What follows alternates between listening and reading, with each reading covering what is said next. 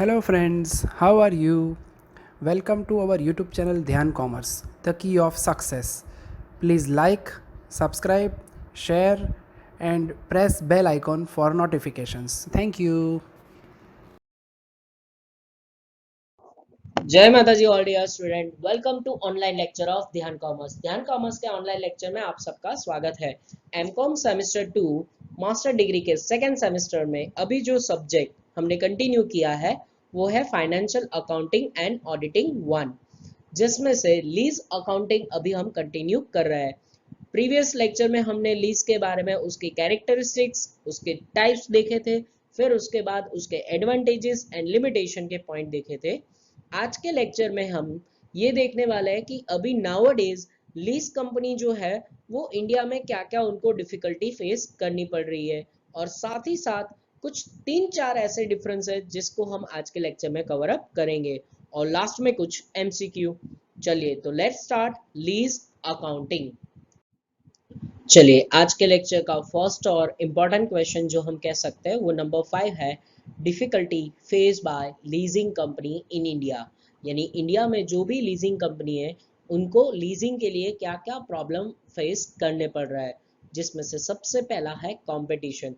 काफ़ी सारी leasing company market में अवेलेबल है, इवन कुछ इंटरनेशनल कंपनी भी इंडिया में अवेलेबल है, जिसकी वजह से कंपटीशन बढ़ने का कारण लीजिंग कंपनी अभी इतना डेवलप नहीं हो पा रही है। लिखा है the leasing marketing has not developed compared with the growth of leasing companies, hence the has been an excess supply and low demand. This is the lead to the several competition or maybe the leasing company have the close down. काफी सारे competition है, बहुत सारा supply है, काफी company lease पे चीजें वगैरह दे रही है, और सामने डिमांड कैसा है, बिल्कुल लो। तो ये जो डिमांड लो होने के कारण काफ़ी सारी कंपनियां कंपटीशन के कारण क्लोज डाउन हो रही है, यानी वो लीजिंग फैसिलिटी बंद कर रही है। तो ऐसी सिचुएशन इंडिया में हमें देखने को मिल रही है कि काफ़ी सारी कंपनियां जो लीज फैसिलिटी दे रही है, सो सप्लाई के सामने डिमांड लो है। ये पहला उनका डिफिकल्टीज कह सकते हो, लिमिटेशन कर सकते हो leasing company in India. Second है lack of trained employ. Leasing company में जो एम्प्लॉयज़ की ज़रूरत होती है, यानी कि जो मार्केटिंग कर सके, अच्छे से लीज को, प्रॉपर्टी को बेच सके लीज पे, ऐसे एम्प्लॉयज़ हमें बहुत ही कम देखने को मिलते हैं, और उसके कारण हमें लीजिंग कंपनी को यहाँ पे डिफिकल्टी फेस करनी पड़ रही है। There has been a dearth of employees trained in the lease businesses, leading a specialized branch of financing and measuring managerial personnel should be expert in accounting, financial and legal matters, and decision must be sound. यानी कि जो employees होना चाहिए leasing company में वो financially expert होना चाहिए, accounting आना चाहिए, क्योंकि कस्टमर जो होता है वो लीज एग्रीमेंट के लिए आपको टाइम पीरियड वगैरह पूछता है कि मेरे को 5 साल का कितना रेंट वगैरह पे करना होगा।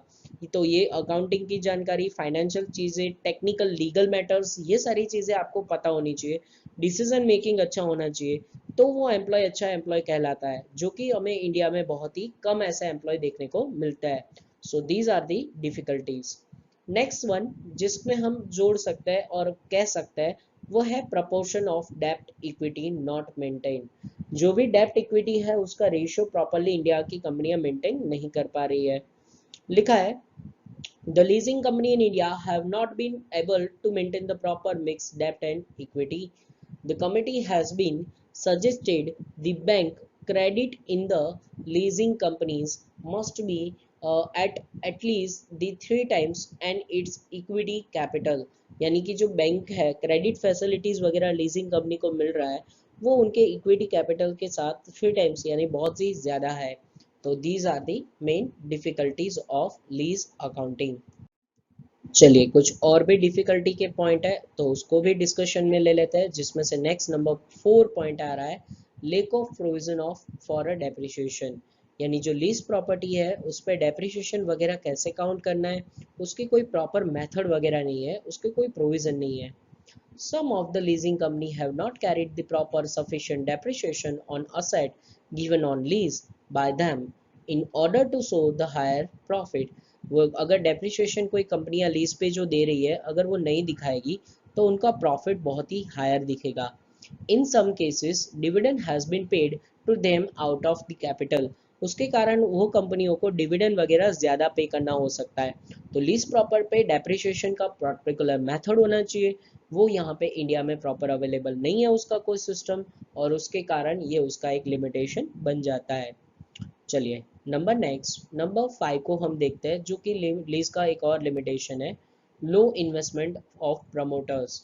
प्रमोटर्स के पास उतना इन्वेस्टमेंट है ही नहीं, क्योंकि देखो जो प्रॉपर्टी लीज पे देना है उसको कंपनियों को खरीदना भी तो पड़ेगा, यानी वो कहीं से परचेस करती है फिर वो प्रॉपर्टी को लीज पे देती है, पर उनके पास उतना इन्वेस्टमेंट नहीं होता। लिखा है, the most of the promoters of leasing company were themselves employees and have started the leasing company along with their friends, and they have hardly given the through profitability and capacity of rise the funds। यानी कि जो leasing कंपनियों के owners है, promoters है, वो ज्यादातर कैसे लोग हैं जो कहीं ना कहीं एम्प्लॉयज है या अपने फ्रेंड के साथ मिलके लीजिंग बिजनेस कर रहे हैं। उसके कारण उनका इन्वेस्टमेंट वगैरह कम होगा, उनकी प्रॉफिटेबिलिटी, उनकी कैपेसिटी ऑफ फंडिंग बहुत ही कम होगा, और ये एक लीज का लिमिटेशन कह सकते हो इंडिया के लिए। चलिए उसमें नेक्स्ट पॉइंट नंबर 6 को भी देख लेते हैं, जिसमें शॉर्टेज ऑफ फंड है, जो ऊपर के साथ मैच करता है। लो इन्वेस्टमेंट बोलो या शॉर्टेज ऑफ फंड बोलो, दोनों चीजें एक ही है, पर आप उसको अलग तरीके से समझा सकते हो। जैसे कि पैराग्राफ में यहाँ पे समझाया है, most of the leasing company carried their business on the basis of equity capital that they have rise.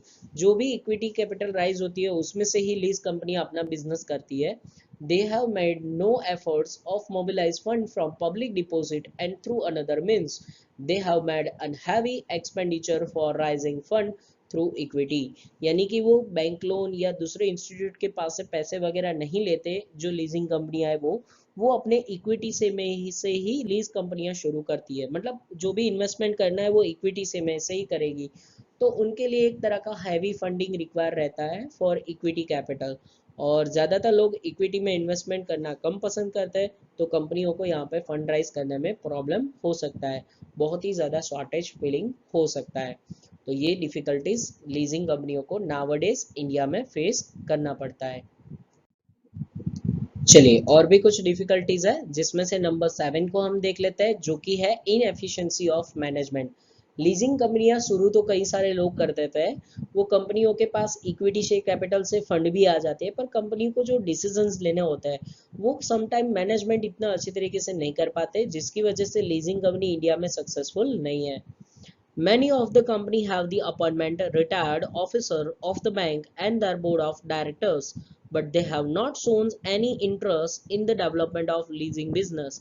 कई कंपनियां क्या करती है, जो बैंक में से रिटायर हो जाते हैं या जो कई और एक्सपीरियंस फाइनेंशियल कंपनी में से रिटायर होता है, ऐसे लोगों को यहाँ पे लीज कंपनी अपने डायरेक्टर्स बनाती है, और वो लोग को कोई डेवलपमेंट में इंटरेस्ट होता नहीं है, क्योंकि वो ऑलरेडी रिटायरमेंट एज पे पहुंच चुके होते हैं।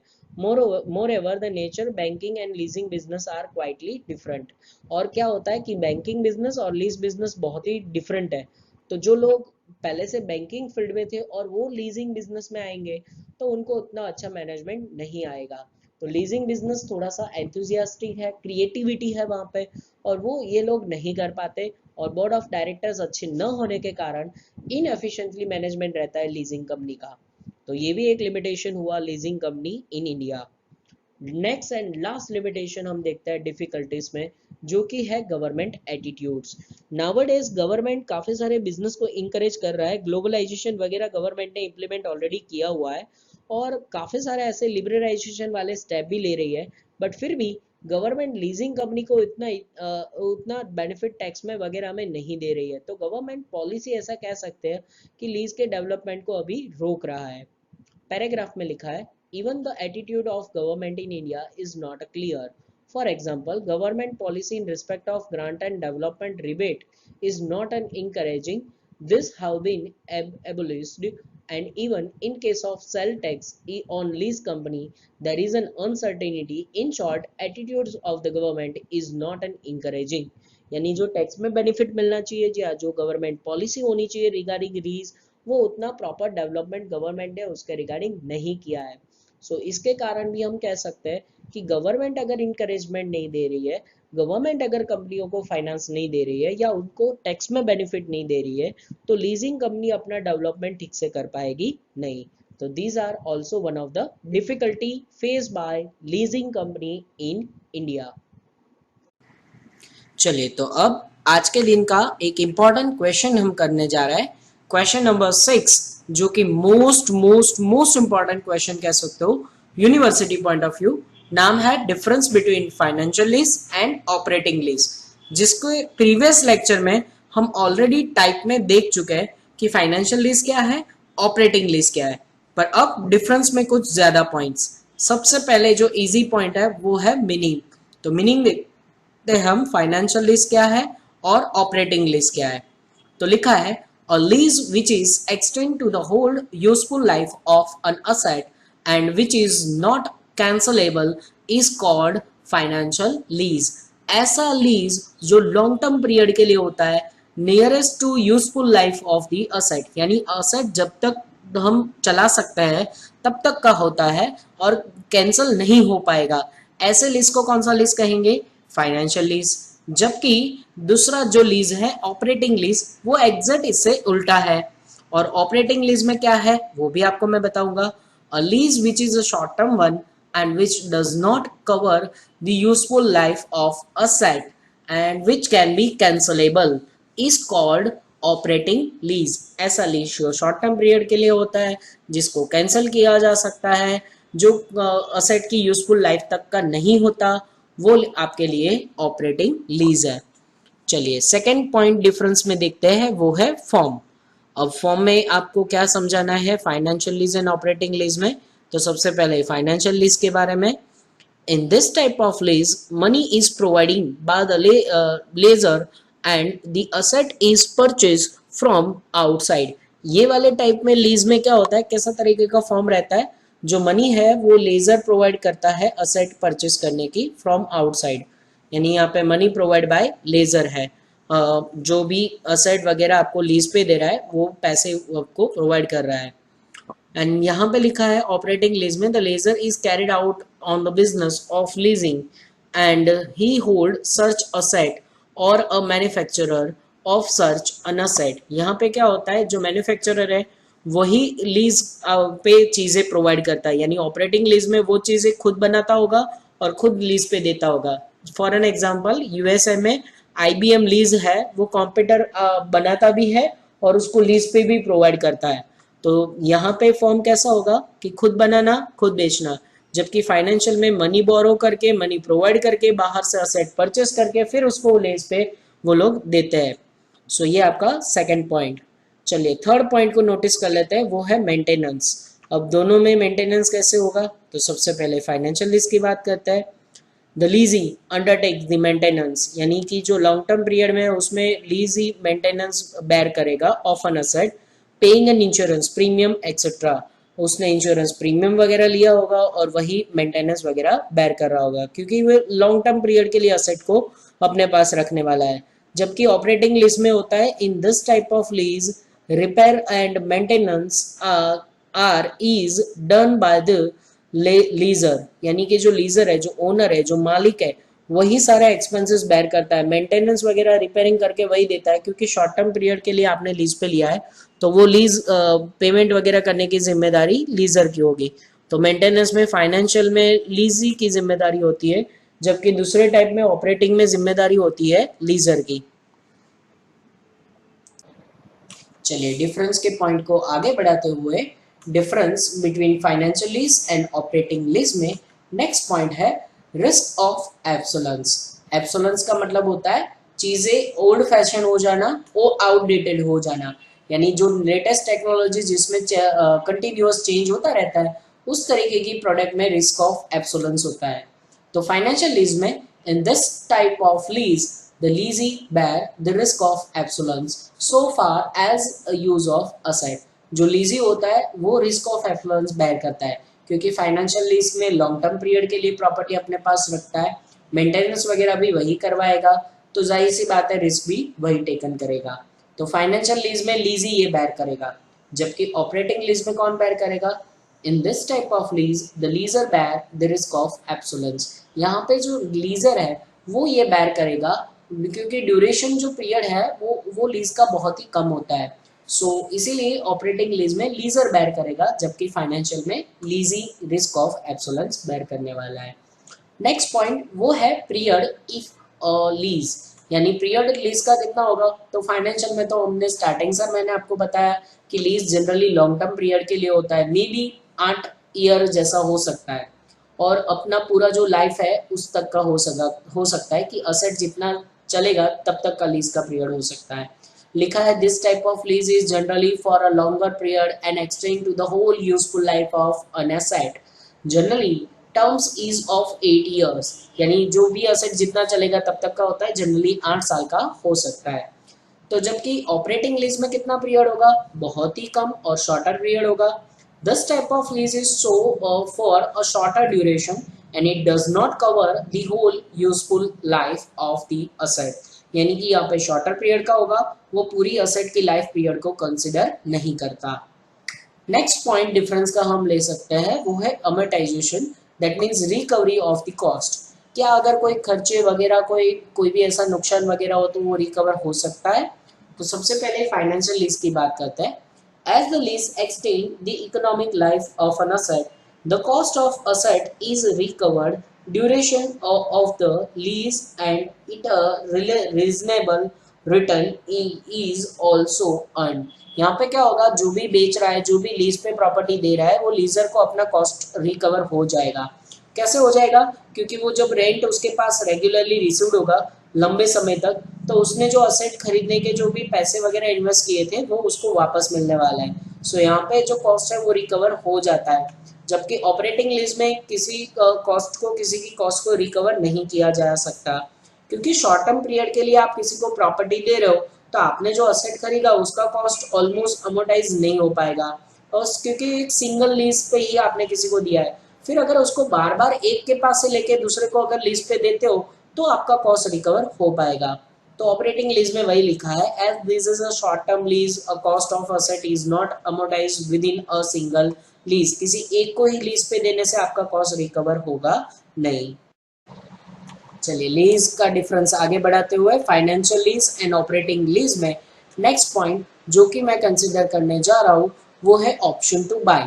कौन सा लीज में ऑप्शन टू बाय का यहाँ पे आपको ऑप्शन मिलता है, तो फाइनेंशियल लीज में ये प्रोवाइड होगा। लिखा है it is generally provided that the lessee will have the option to buy the asset at the end of the contract। और लीज कॉन्ट्रैक्ट जब खत्म होगा तब लीजी को ऑफर किया जाता है कि क्या आप ये असेट परचेज करना चाहते हो, क्योंकि उसने लॉन्गर पीरियड के लिए वो असेट यूज किया होगा, may be the useful life तक का पीरियड होता है। सो उसमें इनको ऑप्शन दिया जाता है। जबकि ऑपरेटिंग लीज में ये ऑप्शन नहीं मिलता। लिखा है no option to buy an asset is given to lessee, यानी कि लीजी को ऐसा कोई ऑप्शन नहीं मिलता under the operating lease contract. तो ऑपरेटिंग लीज में ऑप्शन नहीं मिलता, जबकि फाइनेंशियल में ऑप्शन मिलता है। नेक्स्ट पॉइंट जिसको हम कंसिडर करने जा रहे हैं वो है टाइप्स ऑफ असेट। कौन कौन सी तरह की प्रॉपर्टी फाइनेंशियल लीज पे दिया जाता है। तो लिखा है generally very costly item like aeroplanes, बहुत ही ज्यादा कॉस्टली आइटम्स हो ना उनको लीज पे यहाँ पे फाइनेंशियल लीज पे दिया जाता है। एरोप्लेन्स है, इंजिन है, स्ट्रीमर है, हाई प्राइस मशीन्स है etcetera are leased under this type of lease, यानी कि इस तरीके के में जो भी ज्यादा कॉस्टली आइटम है ना, बड़ी बड़ी चीजें जो प्रोडक्शन वगैरह में या ट्रांसपोर्टेशन में यूज होती है, उसको फाइनेंशियल लीज पे दिया जाता है। जबकि ऑपरेटिंग लीज में कैसी नंबर टाइप्स ऑफ प्रोडक्ट होगी, जो रूटीन रेगुलरली ऑफिस वर्क के लिए जरूरी हो ऐसी कुछ चीजें होगी।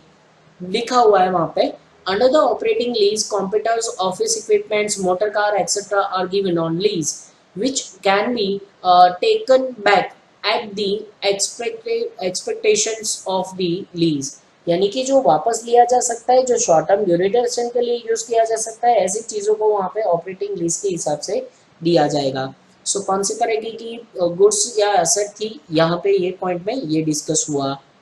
नेक्स्ट पॉइंट में हम डिस्कस करेंगे, लास्ट पॉइंट रहेगा ये डिफरेंस का, ये है अकाउंटिंग एंट्रीज। तो यानी कि दोनों की अकाउंटिंग एंट्रीज होगी, तो फाइनेंशियल लीज की किस तरीके से अकाउंटिंग एंट्री होगी। लिखा है according to the international accounting standard 17, international का अकाउंटिंग स्टैंडर्ड 7 के मुताबिक an entry is made in the balance sheet of the lease on the both the side, यानी कि जो लीजी है उसकी अकाउंट में बैलेंस शीट में इसको दिखाया जाएगा, क्योंकि ये आपका एक तरह का लायबिलिटी कंसिडर होगा। जबकि ऑपरेटिंग लीज में क्या होता है, no entry is made, because यहाँ पे बैलेंस शीट में कोई एंट्री नहीं होगा, पर उसको ऑपरेटिंग लीज है तो उसको कहीं ना कहीं इनकम एक्सपेंडिचर अकाउंट्स में दिखाया जाएगा। The lessee under this type of lead because lease is the form of the hire assets, यानी कि आपने एक असेट हायर किया है उसके रिगार्डिंग वहाँ पे एंट्री करोगे। तो यहाँ पे बैलेंस शीट में नहीं दिखाना है ऑपरेटिंग लीज में, जबकि फाइनेंशियल में बैलेंस शीट में दिखाया जाता है। चलिए एक और डिफरेंस हम कंसिडर करने जा रहे हैं, डिफरेंस नंबर 7। वैसे सीक्वेंस के हिसाब से question 7, difference between higher purchase and lease. Higher purchase and lease क्या है, उसके बीच का डिफरेंस है। वैसे ये आप आगे ऑलरेडी कहीं ना कहीं पढ़ चुके हो। तो फर्स्ट डिफरेंस का पॉइंट हम कंसिडर करने जा रहे हैं, वो है मीनिंग। हायर परचेज और लीज के मीनिंग क्या है। तो पहले hire purchase, when a buyer undertakes to make a payment of the price of the asset by instalment is called hire purchase. जब बायर कोई चीज खरीदता है और उसका पेमेंट प्राइजेस के हिसाब से इंस्टॉलमेंट में देता है तो उसको हम हायर परचेज सिस्टम कहेंगे। यहाँ पे पेमेंट होता है इंस्टॉलमेंट में और असेट आप लेके जाते हो। जबकि लीज क्या है, when the user of asset page only the rent, यानी कि जब जो असेट का यूज करने वाला है वो रेंट पे कर रहा है as per the agreement, that is called a lease. यानी कि कॉन्ट्रैक्ट होगा बिटवीन लीजर एंड लीजी की वो असेट यूज करने देगा लीजर, एंड जो लीजी है वो उसका बदले में पेमेंट देगा यानी रेंट देगा। तो वो हम लीज कह सकते हैं। मीनिंग बहुत क्लियर। सेकंड हम टॉपिक पे जाएंगे। सेकंड पॉइंट है ओनरशिप। तो यहाँ पे हायर परचेज और लीज में ओनरशिप किसके पास रहती है। हायर परचेज में लिखा है the buyer intended to get a ownership of asset, यानी कि यहाँ पे जो बायर है वो उसको इंस्टेंटली ओनरशिप मिल जाता है। ऐसा नहीं है कि कोई इंस्टॉलमेंट पेड लास्ट में होगा तब ओनरशिप मिलेगी। जबकि लीज में क्या है, तो ownership is not passed to lessee but a lessee is given to the option to purchase an asset, यानी कि ओनरशिप आपको मिल सकती है at the end of contract, but आपको ये ऑप्शन दिया जाता है। ये कंपलसरी नहीं है कि आपको ओनरशिप दिया जाएगा। अगर कॉन्ट्रैक्ट में लिखा है कि असेट को पर्टिकुलर पीरियड के बाद वापस करना है तो हमें उसको लौटाना पड़ेगा, उसको ओनरशिप का जो भी हिस्सा है वो नहीं मिलेगा। नेक्स्ट पॉइंट है वो है depreciation. Hire purchase and lease में क्या होगा, तो सबसे पहले hire purchase, buyer get the benefit of the depreciation. यहाँ पे बायर जो है उसको डेप्रिसिएशन का बेनिफिट मिलता है on the cash price of the asset, यानी कि वो अपनी बुक में दिखाएगा और डेप्रिसिएशन माइनस करेगा। जबकि लीज में तो सिर्फ रेंट कंसिडर होता है, जो बायर है वो अपनी बुक अकाउंट में एक्सपेंडिचर दिखाएगा, कोई डेप्रिसिएशन का बेनिफिट नहीं मिलेगा। Lessee does not have get the benefit of depreciation. चलिए उसके बाद नेक्स्ट पॉइंट्स पे जाते हैं हम। हायर परचेज एंड लीज में नेक्स्ट पॉइंट है अकाउंटिंग एंट्रीज। तो दोनों में अकाउंटिंग एंट्री किस तरीके से होगी। हायर परचेज में buyer shows an asset in his balance sheet. Buyer क्या शो करेगा, बैलेंस शीट में ये असेट की तरह शो करेगा। जबकि लीज में क्या है, lessee does not shows the asset in his balance sheet, यानी कि यहाँ पे लीजी जो असेट है वो अपनी बैलेंस शीट में शो नहीं करेगा। नेक्स्ट पॉइंट वो हम देख सकते हैं प्रोविजन फॉर फाइनेंस। तो फाइनेंस का प्रोविजन किस तरीके से होगा।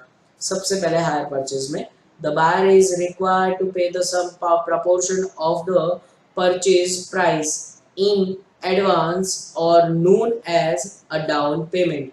यहाँ पे बायर हायर परचेज सिस्टम में क्या करता है, जब चीज की ओनरशिप लेके जाता है तो वो परचेज के वक्त कुछ एक पैसे के भरता है कैश प्राइस के, उसको हम डाउन पेमेंट बोलते हैं। तो इसमें ये प्रोविजन ऑफ फाइनेंस है, फाइनेंस का इस तरीके से प्रोविजन होता है। जबकि लीज में क्या होता है, the lease is does not require to make any down payment और इंस्टॉलमेंट सिस्टम, यानी कि आपको ऐसे कोई इंस्टेंट पेमेंट नहीं करना होता है लीज में। आप अभी असेट लेके जाओ कॉन्ट्रैक्ट करके और जब मंथली उसका टाइम पीरियड होता है ड्यूरेशन में आपको उस तरीके से उसका पेमेंट करना रहता है, मतलब इनिशियल कोई पेमेंट नहीं है। जबकि हायर परचेज में डाउन पेमेंट होता है। नेक्स्ट पॉइंट को हम कंसिडर करेंगे वो है रिपेयर एंड मेंटेनेंस। कौन रिपेयर एंड मेंटेनेंस करवाएगा, तो हायर परचेज में जाहिर सी बात है बायर रिस्पॉन्सिबल होगा फॉर रिपेयरिंग एंड एक्सपेंडिचर, या मेंटेनेंस वगैरह जो भी खर्चे वगैरह होंगे वो बायर खुद बेयर करेगा क्योंकि उसने हायर परचेज सिस्टम से वो चीज को खरीद लिया है। जबकि लीज में क्या होता है, the lease is liability for the repair and the maintenance is that of the lessor, यानी कि जो लीजर है, जो ओनर है, वो उसकी रिस्पॉन्सिबिलिटी है, उसका लायबिलिटी है कि कोई भी मेंटेनेंस या रिपेयरिंग वगैरह खर्चा हो तो वो बेयर करेगा। डिफरेंस में लास्ट पॉइंट नेक्स्ट ले लेते हैं, अमाउंट ऑफ इंस्टॉलमेंट और रेंट, यानी कि किस तरीके से पेमेंट होता है, इसका ही थोड़ा सा बात किया है। इनडायरेक्टली आगे आगे टॉपिक कवर हो चुका है, पर फिर से एक पॉइंट में देख लेते हैं। The amount of instalment in case of hire purchase including interest and additional to the apart from payment of towards of price of the asset, यानी कि यहाँ पे क्या होता है, आप चीज का ओनरशिप लेके जाते हो, वो ऑलरेडी यूज आप कर रहे हो, उसका पेमेंट सिर्फ आप इंस्टॉलमेंट में कर रहे हो। तो ये थोड़ा सा पेमेंट का कॉन्सेप्ट था। जबकि लीज में क्या होता है, the amount of rent is including, rent amount में क्या इंक्लूडिंग होता है, some payment towards the cost of asset, यानी कि जो भी असेट परचेस करने की कॉस्ट लगी है वो वहां पे आपको दिखाई देगा। चलिए, अब डिफरेंस में एक वन लास्ट पॉइंट पेंडिंग रह रहा है, तो उसको भी कंसिडर कर लेते हैं, type of asset. Higher purchase and lease में किस किस तरीके की प्रॉपर्टी वगैरह हो सकता है। तो सबसे पहले hire purchase, in items deals with are not a very highly priced like refrigerator, TV, scooter, car, trucks etc, यानी कि इसमें जो ज्यादा कॉस्ट के आइटम ना हो उसी को यहाँ पे बेचा जाता है, उसी को यहाँ पे कंसिडर किया जाता है। तो हायर परचेज सिस्टम इस तरीके की असेट के लिए है, जबकि lease long term and short term दोनों आर्टिकल्स के लिए, दोनों तरीके के चीजों के लिए। देखो लिखा है वहां पे very costly like latest machinery, आपको लेटेस्ट मशीनरी चाहिए, उसका लाखों करोड़ों आप खर्च नहीं कर पाओगे, तो आप उसको लीज पे ले सकते हो। इंडस्ट्रीज और ट्रेडिंग एक्टिविटीज के लिए जो भी मशीन्स वगैरह यूज होते हैं। तो ये आपका डिफरेंस बन गया between higher purchase and lease. अब हम करने जाएंगे आज के दिन का और ये लेक्चर का लास्ट डिफरेंस, डिफरेंस नंबर 3। चलिए, तो वो लास्ट डिफरेंस क्वेश्चन नंबर 8 को देख लेते हैं, जो कि है डिफरेंस बिटवीन इंस्टॉलमेंट, यानी कि इंस्टॉलमेंट सिस्टम कैसा रहेगा, एंड हायर परचेस। ये डायरेक्टली जुड़ा हुआ नहीं है, but instalment and hire purchase already hire purchase chapter में भी आता है, पर थोड़ा सा थियोरी पार्ट अगर हम यहाँ पे कंसिडर कर रहे हैं, तो अभी के लिए मैं आपको ये भी यहाँ पे कंसिडर कर रहा हूँ। चलिए, तो डिफरेंस देखते हैं between instalment and hire purchase. तो सबसे पहले इंस्टॉलमेंट पॉइंट, इंस्टॉलमेंट का कॉलम, हायर परचेस का कॉलम, और उसमें पॉइंट नंबर 1 को हम देखते हैं ownership. Instalment and hire purchase में कैसे होता है ownership.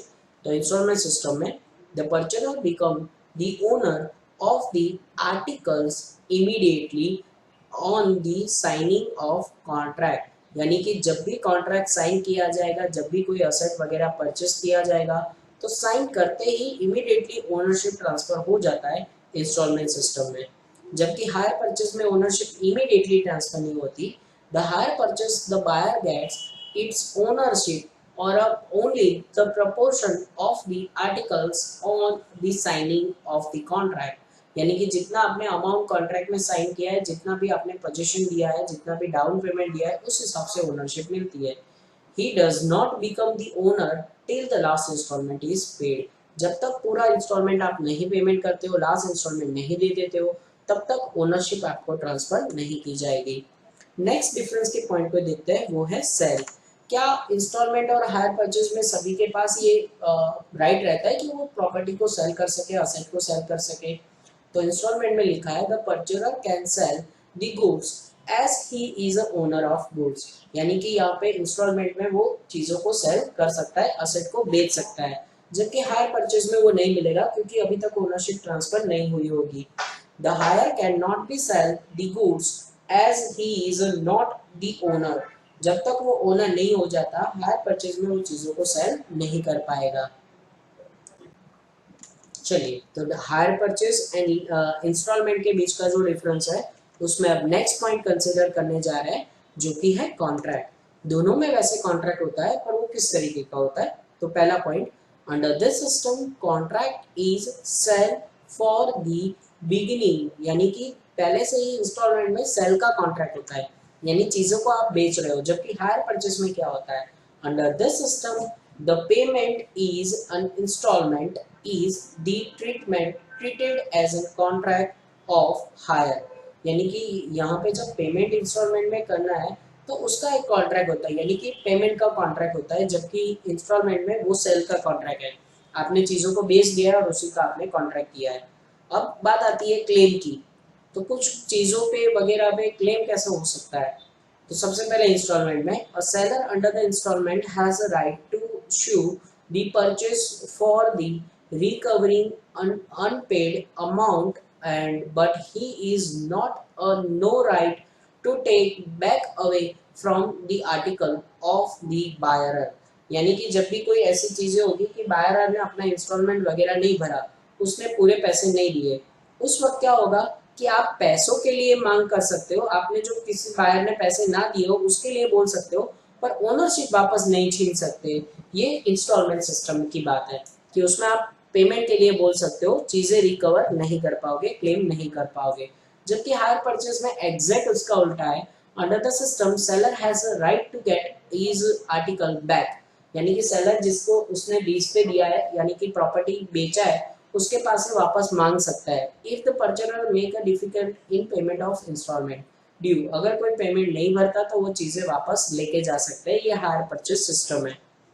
Next point and last point of difference वो देख लेते हैं, लॉस बेयरिंग। तो यहाँ पे लॉस कौन बेयर करेगा। इंस्टॉलमेंट सिस्टम में देख लो, under the instalment system the purchaser, जो परचेजर है, has to bear the losses if it is there any damages to the articles and as he has become the owner, क्योंकि यहाँ पे owner वो बन चुका है, परचेजर है, तो वही जो भी लॉसेस होंगे, जो भी डैमेजेस वगैरह होंगे, या जो भी खर्चे वगैरह होंगे एक्सपेंडिचर ऑन गुड्स, वही करेगा। जबकि हायर परचेस सिस्टम में जो सेलर है वो ये बेयर करता है। Under the hire purchase system the seller has to bear the losses, यानी कि if any caused to the articles, अगर कुछ भी अराइजेस होता है, जो मेंटेनेंस करना है, जो खर्चा करना है, वो कौन करेगा, सेलर करेगा। ये हायर परचेस सिस्टम का रूल है। जबकि इंस्टॉलमेंट में सिस्टम में जो भी परचेजर है वो एक्सपेंसेस बेयर कर रहा है। चलिए, ऑलमोस्ट लीज के सारे चीजें हमने कवर अप कर दिए। लॉन्ग क्वेश्चन सारे 8 के 8 क्वेश्चन हमने 2 लेक्चर में चला दिए। अब बारी है यूनिवर्सिटी के कुछ इंपॉर्टेंट एमसीक्यूज की, जिसमें से पहला एमसीक्यू हम लेने जा रहे हैं। Number 1, which of the following is the advantages of leasing. नीचे में से कौन सा लीज का एडवांटेजेस है। सबसे पहले नॉट फ्लेक्सिबल, ये नहीं होता। B flexible. C not no beneficial of residential value, हाँ ये भी है। And higher cost of lease, ये भी है। सो दैट मीन्स एडवांटेजेस कौन सा है, फ्लेक्सिबल। लीज एग्रीमेंट इसमें से फ्लेक्सिबल रहता है, ये उसका एडवांटेजेस है, बाकी के सारे लिमिटेशन के पॉइंट है। सो आंसर आएगा बी, फ्लेक्सिबल। सेकेंड एमसीक्यू को देखते हैं, थोड़ा सा lengthy and difficult. Cost of conversion is considered of, यानी कॉस्ट ऑफ कन्वर्जन क्या है। सबसे पहला option, direct material cost plus direct labour plus direct expenses. Second option, direct labour cost plus direct expenditure. Third option, direct labour cost plus direct expenditure plus production overhead. And last वाला होगा, लिखा है direct labour cost plus direct expenses plus production over the heads, production overhead plus administration overhead plus selling and distribution overhead.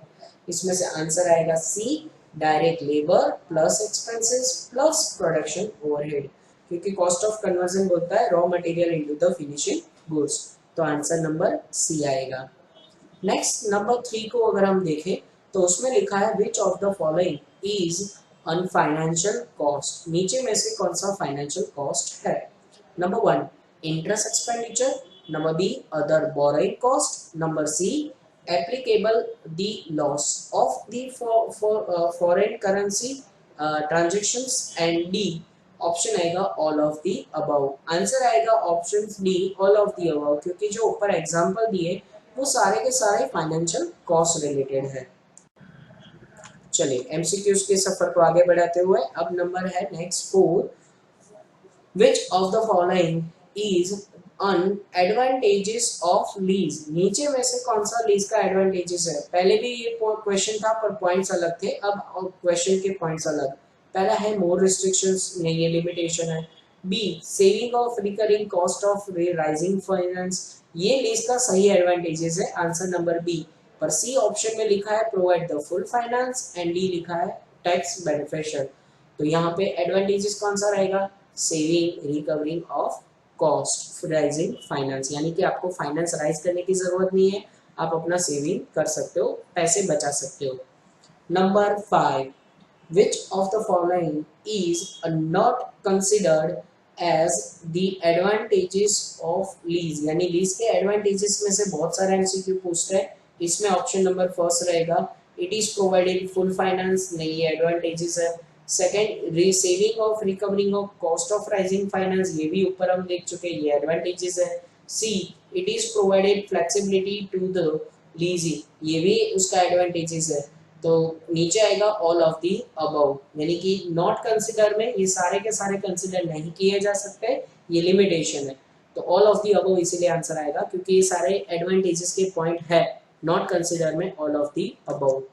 चलिए last MCQ देख लेते हैं जो university ने पूछा है, number 6, in India idea of starting the leasing companies was put on the forward bar, यानी India में लीज का आइडिया किसने फॉरवर्ड किया, ए सिटी बैंक ने, B reserve bank of India ने, या सी बैंक ऑफ बड़ौदा ने, या डी बैंक ऑफ इंडिया ने। तो आंसर आएगा B reserve bank of India ने, क्योंकि रिजर्व बैंक ने ये लीजिंग कंपनी का सिस्टम फॉरवर्ड किया, उसने स्टार्टअप किया। तो बच्चों ये जो लीज अकाउंट है हमने पूरे 2 लेक्चर लिए, पूरी ईमानदारी से 6 अलग अलग क्वेश्चन 2 लेक्चर में डिवाइड करके मैंने समझाए। आज के लेक्चर में मोस्टली 3 डिफरेंस थे और एक डिफिकल्टी था जो इंडियन कंपनी को नाउअडेज फेस करना पड़ सकता है, जो लीज का है, और लास्ट में ये एमसीक्यू। आशा रखते हैं कि सारा सब कुछ पावर पॉइंट में आपने अच्छे से देखा होगा। नेक्स्ट किसी और लेक्चर में किसी और टॉपिक में सफर को आगे बढ़ाएंगे, तब तक के लिए ऑल द बेस्ट एंड जय माता जी।